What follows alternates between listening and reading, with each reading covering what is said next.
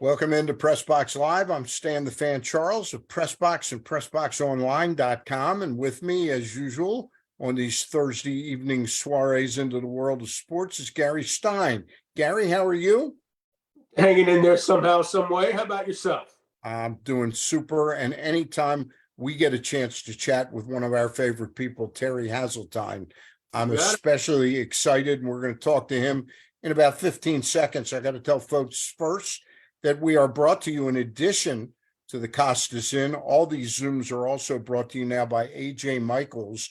Expert and award-winning AJ Michaels Heating, AC, Plumbing, and Home Performance will improve your home's energy efficiency and comfort levels. The AC season is coming up fast, and I'm not talking about Atlantic City. I'm talking about air conditioning. It's coming up fast. New rebates and discounts are available. More at ajmichaels.com. And it is a pleasure to be joined by Terry Hasseltine, who's the executive director of Maryland Sports and also vice president with the Maryland Stadium Authority. And Terry, when I called you the other day to book you on here, I really had to do, it was like a time warp or something. I said, you apologized for not calling me back the day before. You said, I was at my daughter's graduation.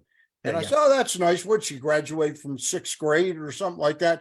And you told me that your daughter's graduating high school and going to college. And that's how long we've known each other, because that's got to be, your daughter must be 17 now then. Yeah. Right? So my oldest daughter is 18, going off to Towson next year. And we're really excited for her and very proud of her, getting through high school. Sometimes we didn't think we were going to get there. And then my youngest daughter I always know how long I've been here. My youngest daughter moved with us when she was 3 months old. So she just turned 15. So I know I've been here 15 years now. That's wild. That's wild. We were about 2 years old, Pressbox, and we did a story on you, but we didn't even have a picture of you for the cover. So we put the ticket. It was called Ticket to the Game. And we introduced you to the folks here in Baltimore. And we've had a really good relationship over the years. So from my perspective, and I cherish it too. Gary hasn't had that great a relationship with you, but he's trying. He's trying to catch up. He's working hard. What am I going to do with him, Terry? Seriously. Hey, Terry, all kidding aside, when you moved here, you left a pretty good job in Kentucky. And you took a chance on the state of Maryland. Governor O'Malley hired you, and you've never worn a D or an R on your shirt. You've worn a M for Maryland. Yes. Did you think this could work this well? Because it has really been a great relationship. Well, I did think it could work this well. And then part of the reason I took the chance with my family, to move to Maryland, grew up in New England, and my wife being from Long Island, we knew the Mid-Atlantic region really well. We knew what the environment was like. And I knew that if I came here and put the work ethic that I know I have it within me, and I connected with the right people like yourself and Gary and others across the community, people would open doors and allow me to foster relationships and really build something special. And I think we built something really special here in Maryland through Maryland Sports, and then the creation of the Sport and Entertainment Corporation of Maryland, and the partnership with state leadership as well as the Maryland Stadium Authority. The Maryland Stadium Authority has been such a great resource and an advocate for what we do across the state. I mean, people sometimes focus in on, Baltimore and the like, but people have to remember, we touch east to west, north to south, and across all counties across the state through our Team Maryland partnership. And I'm excited that we built something really special. And then we're just getting started. In all fairness, we did with you guys a 10-year anniversary piece, which was like kind of a reflection. Now the 10-year anniversary piece, I mean, we've accomplished everything in the 10-year anniversary piece that was projecting to the future. So we're just getting started, and Gary, and we're really excited. And I'm proud of the work we've done. I'm proud of the partners that we've created. And this is just really, really a fun thing. And I'm just glad to be the head of it. How important was it, Terry? And I know you had early talks, I believe, with Governor O'Malley, but you understood you had to take the politics out of this position for the position to really be effective long-term, didn't you? Well, you have to. I mean, sports needs to be apolitical, especially in the youth and amateur side of the sport. I mean, our job is to create revenue for the state through sports, whether that's youth and amateur, collegiate or professional, all the way up the ranks. And the one thing you can't get caught up and is some of the internal politics that are associated with our federal government as well and the state government. And we've always tried to walk, very straight line about the importance and the value of what sports brings to the market. After the pandemic, what came on the market first in tourism? Sports. 9/11, sports. The Great Recession of 08, 09, sports. Sports has always been a cog to get the economy back up and running. And that can't have baggage that might be associated with some internal, bickering between, the D's and the R's and the I's and any other letters that are out there in the political circle. We need to stay focused on the job. We understand the importance of the job, and we understand the value of the job. Therefore, we have to be receptive to both sides. We have to be receptive to all walks of life, and we have to be receptive that there are differences, and how we tackle those differences through sports is what makes us different than other sports commissions across the country. Very well said. Gary, I know you got a couple. Well, let me follow up on that, actually, because Wes Moore obviously now is the governor of Maryland, and he's gotten off to a really good start. But how much contact have you had with him, and what is that relationship like right now, and how does it compare, differ, similar, etc., to the one that you had with Governor Hogan? Well, it's obviously a lot different. You have a lot of different people surrounding the governor, and 8 years of getting to know one group of folks and understanding the nuances and the quirks that go along with how do we get from point A to point B to get a really solid decision made so that we can pursue the right activities and or get the right attendance in the right places. Our relationship to date with Governor Moore has been very good, and I have to throw my hat off to Craig Thompson, who is our new chairman of the Maryland Stadium Authority. He's been a constant cog of connecting relationships and making sure that when we do things that we're connecting with the right people within the line of the administration to ensure that we're not out in front of the administration. However, we're providing resources and tools so that when the administration makes decisions, when it comes based on the sports or venues or the like, that we're providing that unfiltered evaluation and resource so that the administration can be strong. And we had a great relationship with Governor Hogan and his team. Tom Kelso was a huge champion of our office, still is a huge champion. So I've been very blessed. And there goes the previous conversation. Whether it's D or R, it doesn't matter. As long as you continue to keep your nose to the stone and you make sure that you're doing good work, people recognize that, and it shouldn't matter. I'm from New England. I carry a capital I on me. I'm an independent, and I'm about the people that surround me and the people that surround the process. And I can work with anybody. And I think you've seen that over the last 15 years that we just want to do good things for the state of Maryland. And as Stan said early on, I carry an M on my chest because it's all about Maryland and what we can do through sport tourism. Terry, let me ask you, you made an interesting comment before about, doing sports and this whole sports commission thing from east to west, from the ocean to the mountains, north, south, etc. Maryland is often called the America in miniature. And I'm just wondering, as part of your pitch, is that an important thing? The fact that you can go from the shore to the mountains in about 4 or 5 hours, get everything in between, hot, cold, up, down, etc. That seems to me to be not something that many states can brag about.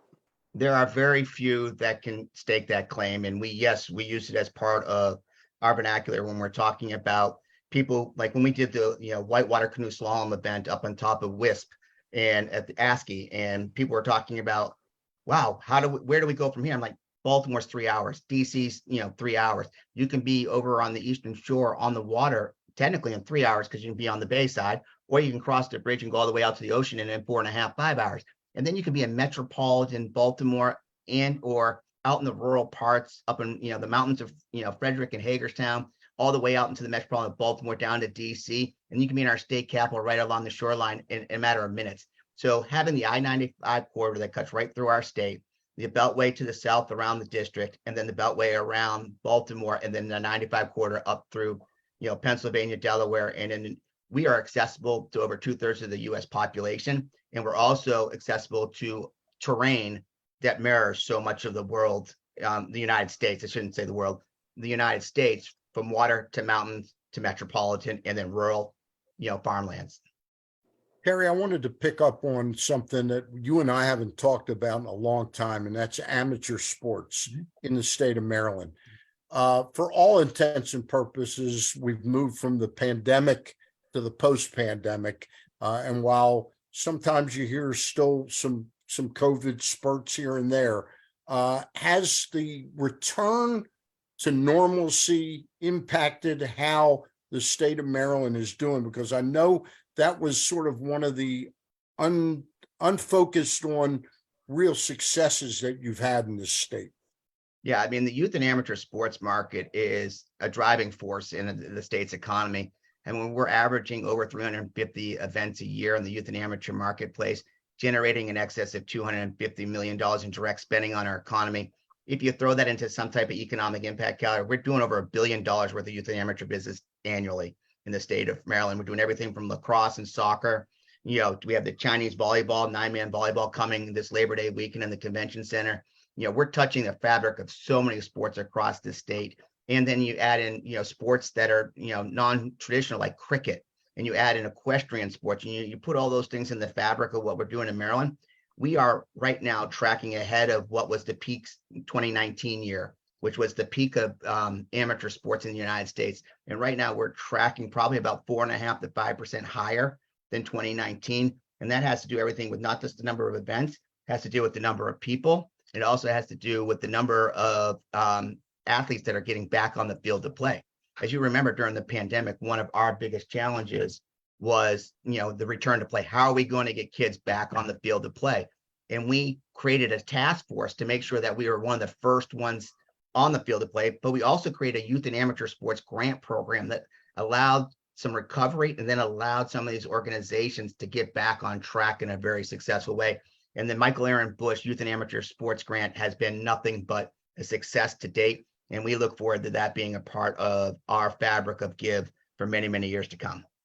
Yeah, it's really interesting because that is a national health issue potentially coming out of the pandemic, was kids and adults not being out doing stuff and working out and doing physical stuff. Let me throw one more stat at you that's kind of Yeah. interesting, Stan and Gary. In 2018, youth and amateur sports in the United States did $19.8 billion in economic activity in the United States. The NFL did 16.3. Wow. It means Very there's a up. lot more. There's a lot more amateur athletes than NFL professional athletes. So, the weekend warriors, the moms and dads and the kids getting Yeah. out there traveling around, whether it's through a minivan, an SUV, on a flight, on a bus, parents are giving kids the experience to take to the field and or to the court, whatever surface they play on. And that's part of, the new tourism model is the staycation. You go to a tournament for 3 days, you stay for 2 other days, and you make a family vacation out of it. So we're maximizing the opportunity, and we're excited about what the future has in store for us.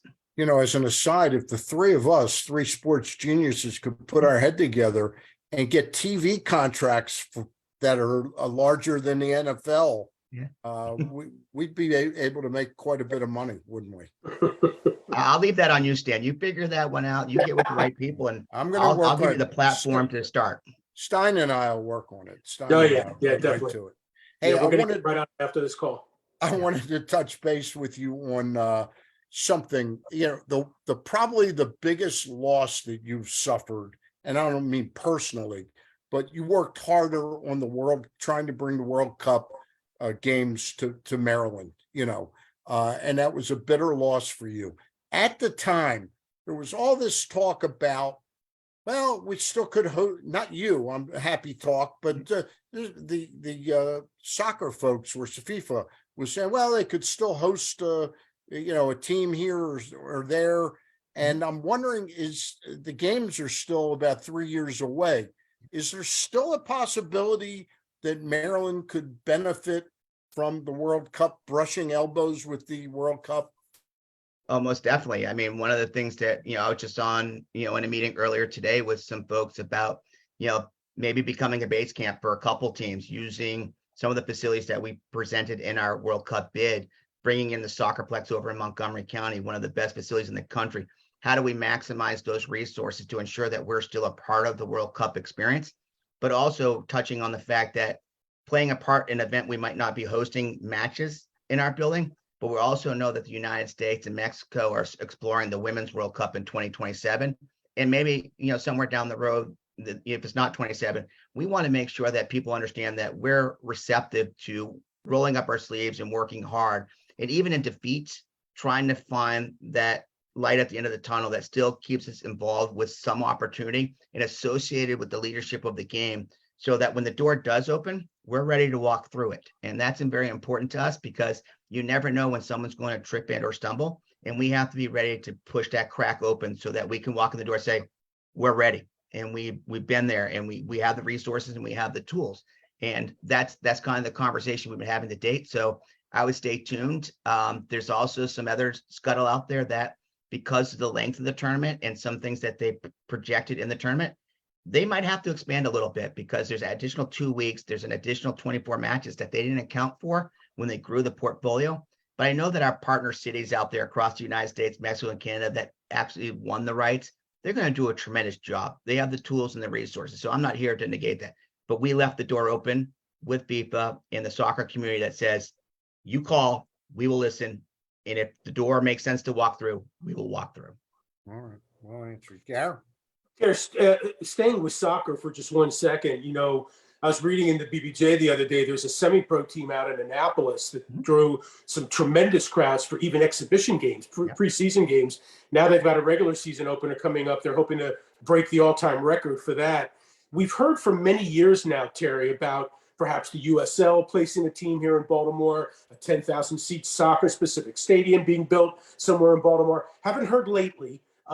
Is there any movement on that at all? What can you tell us about that potentially? Yeah, there is actually a study that the Maryland Stadium Authority is currently undertaking with the MLS and DC United about their growth league, their based on their B league, and still exploring that and the possibility. But we get a lot of phone calls on this topic, on a regular basis, and we are ripe, for soccer. And we think that in the coming years, between our efforts in the World Cup and then the efforts that you're seeing down in Annapolis with the new team there and the growth of the game holistically, and then our partnership that we just signed with the English Premier League to bring a doubleheader to FedEx Field, this summer on July 31st, anchored by Chelsea, is a way to keep the conversation alive and open and showcasing over and over and over again that you're missing one of the biggest diamonds in the sport by not placing something here in our market. So we're constantly working the angle. We're constantly looking at opportunities, but it has to be the right opportunity, and it has to be the right partnerships, both public and private, in order to ensure that it's successful. And some of the models to date haven't been totally, in all fairness, that cohesive 50-50 model that works in so many other places. It's been a little bit lopsided, and now we're just continuing to be mindful, explore, evaluate, assess, and the right opportunity will present itself. Gary, you'll get the next question, but I've got to take a time out here and tell folks a little bit about the Costa Sin. Costa Sin has been sponsoring these Zooms going on 4 years now, and I've known the Triantafilos family for close to 30 years. It's hard to believe. They've been in the same location for over 50 years at 4100 North Point Boulevard. Fantastic place for crabs. If you're getting ready, you've been ready to try your first crabs of the season, you got to make a little bit of a plan. Call them at 410-477-1975 to reserve your crabs. They got all different sizes, but the idea that you're going to walk in one day and get crabs, that's like rolling dice, man. So make a plan, and it's 410-477-1975. The best crabs around, great friendly family atmosphere. The Costa Sin. Go ahead, Gary. You can pick up. Good stuff, Stan. That's Terry, awesome. Let's stay with soccer. You mentioned that event coming up at FedEx Field, end of July, the Premier League match, Chelsea. Tell us a little bit more about that and what's in it for fans. Well, we're looking at a doubleheader down at FedEx Field on the 31st of July. It's an NBC broadcast event. Hence, the venue. We're obviously up here in Baltimore. We have the Yankees in town that evening, so created a conflict there. But we partnered up with the English Premier League because they are looking at a league-driven initiative to bring more matches from the league. So they're bringing over 4 to 6 clubs every year, and every year we have committed to the next several years that the doubleheader will be played in Maryland. And that's great. And that commitment is to, once again, a commitment to our World Cup effort and our legacy, saying that we're going to find great strategic partners and great strategic opportunities to make sure that people can see the game, whether it's M&T Bank, whether it's at FedEx, out at the Soccerplex, or in the local park and rec environment. We want to make sure that the game is being exposed and we have a chance. We're going to be, doing some stuff with our Football for Peace partnership that we created during the World Cup, and also expanding our Let's Play initiative, which is an after-school program that we're working with the Maryland State Youth Soccer Association on to make sure that kids in underserved communities have access to the game. So we haven't given up on our commitment and our legacy of bidding on the World Cup, because we see that the strategy of these partnerships will open the door. And like I said earlier, once the door opens, we will walk through, because we have shown over and over and over again that we're committed to the game, but we're also committed to doing it right and doing it well. And that's starting to show at all levels. And it goes to some of the other events that we're hosting across the state too. Gary, I listened to you very carefully, and you said that the commitment was that the games would be played in Maryland. Does that mean that there's a possibility they could be played in Baltimore in future years? Yes, we will look at it. And one of the things, because this was relatively a new launch for the English Premier League, that we had to look at some specific dates because of the NBC relationship that was formed. And then next year we'll have a little bit more runway to look and explore and evaluate. I could see something on a rotational basis. I could see something where they're in one building for 2 years and another building for 2 years, etc. The English Premier League has made a commitment to Maryland and the Maryland Sports Commission that if we continue on the path that we're on, that they will commit to us long-term and making sure that that doubleheader is played in Maryland every year moving forward, as long as their summer tournament, exists. I want to turn our attention to a couple events coming up in Maryland over the next couple months, but I do want to ask you something. It just dawned on me that FedEx is in Maryland. Yes. That didn't dawn on me, but it just hit home that the Commanders are about to be sold. Yeah. Have you had a good relationship with the Redskins / Commanders for use of that stadium? And do you anticipate that changing? Have you had any early conversations with the new ownership group? I have not had any conversations with the new ownership group. However, our partnership with the Commanders, there are certain key personnel that we have worked with on various events in the past. Our relationship with experienced Prince George's County has elevated to a new level, and they have created a strategic relationship with the Commanders. So we're integrating with our Team Maryland partner to ensure that we're walking through the door together to collaborate and build those relationships. So when the new ownership does take over, they realize that there's an investment in the region, an investment in the sports commission, an investment with our friends at Experience Prince George's County, but then also an investment from the state in the Blue Line corridor, which comes up and buffers up right against where the current facility is.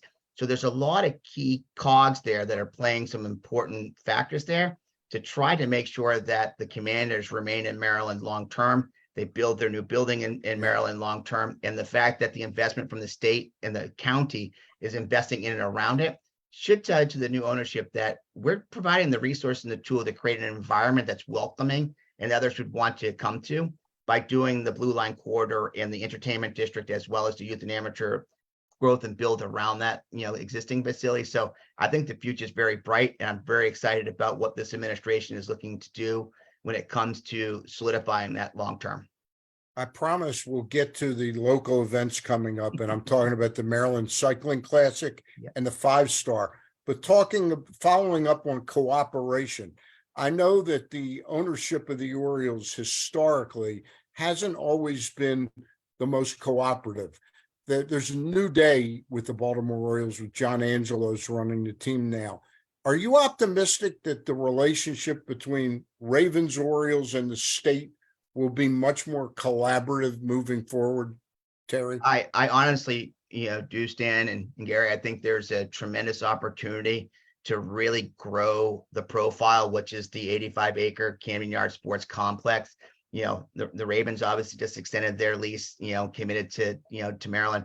I know the current administration, along with, Craig, our chairman, are having conversations about the long-term investment into Oriole Park and the team, remaining here in the States, but then also the vision of what's growing around the ballparks You have obviously from the casino up to M&T, stadium with, addition of Top Golf, the Paramount Theater, some other things coming along to create an entertainment corridor there. I know the Orioles are looking at, they've looked at several models about how maybe we can, create some environment that connects the Inner Harbor, up through and also out to the west a little bit. So I think there's just such energy right now that there has to be collaboration, because if there's not collaboration, we're going to go back to the old days where, we just butt heads on everything and we just say no to everything. And, that's not good for sport tourism, and that's not good for sports in general. So the nice part about it, though, is when you put two winning products on the field, they have a tendency to then resonate and support one another.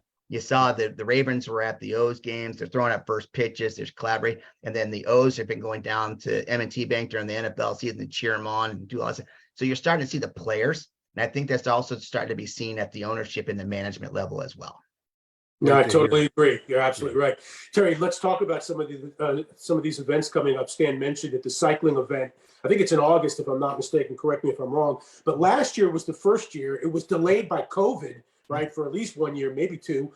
Very well received last year, two years. Talk a little bit about this year's event. I know there's some changes to it, but I think for the better. But it is Labor Day weekend, correct? It is Terry? Labor Day weekend. It's the main race, the professional cycling event, is on Sunday. We moved the time up, to 12 or 12:30. God, I should know this off the top of my head, but it's between 12 and 12:30. Kicking off at Kelly Benefits, riding the beautiful terrain of Baltimore County and then making their way into multiple circuits in the city. The reason we bumped it up is, in all fairness, it was for racing safety. Last year, finishing as late as we did, the sun crests right in a line of sight, and around some of the turns when they got into the city, there were some camera, issues because of the reflection, and then also for the athletes. Now they're accustomed to that. However, if we can do anything to make the course safer, that's on us. So when we talk to the UCI, we tweak the time just to, that. It also opens up 5+ hours of live television coverage. We have a half-hour, pre-show followed by the full race, followed by a half-hour post-show with MPT as our partner. And then WBAL is coming in to be our community partner. And then we have, Tour Tracker from the digital. We have GCN from the international and Eurosport coming in. We anticipate being in 80 countries this year with the race. And we're really excited about that. And we're anticipating well over 100,000 people converging on Baltimore for the day of the race. But the more important things are the things leading up to the race. So on Friday afternoon, we're doing Bike Jam over in Patterson Park. It's a community, day. Families can come out, kids can learn bike safety, get out on a little course that we'll have designed within Patterson Park. We'll have dignitaries. We'll have, last year Ray Lewis showed up and, really motivated the kids. And, this year we're getting into more. That's his thing now, isn't it? Biking. Oh yeah, he loves cycling.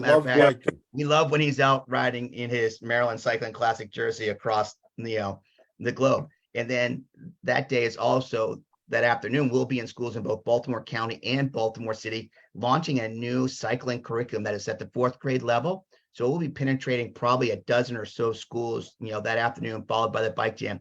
The next day is the Bridges of Hope ride, which starts at Kelly Benefits, and people can sign up and ride part of the course that the pros will ride on Sunday. Beautiful terrain up in Baltimore County. I mean, matter of fact, the UCI said it's probably some of the most beautiful roads that they've ridden, in their entire circuit, across the globe. So that's a testament that we're doing something right in Maryland when it comes to our roads. Some people might challenge that in certain places, but when it comes to our roads, and then that night is the team introduction over in Harbor East. And Harbor East has been a tremendous partner from day one of the race, and we'll do a team introduction over there, open to the public. Everything about this event is free. You can pull up a chair, watch from wherever you want, but we're really going to be activating, Market Street and the whole Pratt Street environment this year. It'll expand a little bit further, and there will be some, paid opportunities to maybe get in some higher, VIP locations to get a better sight line, or to be involved in some of the food and beverage that's a little bit more tailored. It's just like any other major sporting event. You got sponsors to take care of, you got other things like that, but we compacted into 3 days. Part of that was guidance from the UCI and USA Cycling, talking about making the portfolio tighter for the athletes so that there's not a lot of lag time. This is the same course as last year, because when you do something right, the UCI comes in and asks you to tweak and modify some things. And we wanted to make sure that we tweaked and modified based on knowledge and not throw a new curveball into the system. And so We think 2023 is going to be a huge smashing hit. We conflict with nothing on the schedule. There's no O's, no Ravens in town. So it is the marquee sporting event in the state of Maryland. Get on the side of the road, cheer on the cyclists, go to Bike Jam, come down and, meet the teams, get autographs, see it all. It's going to be a great weekend.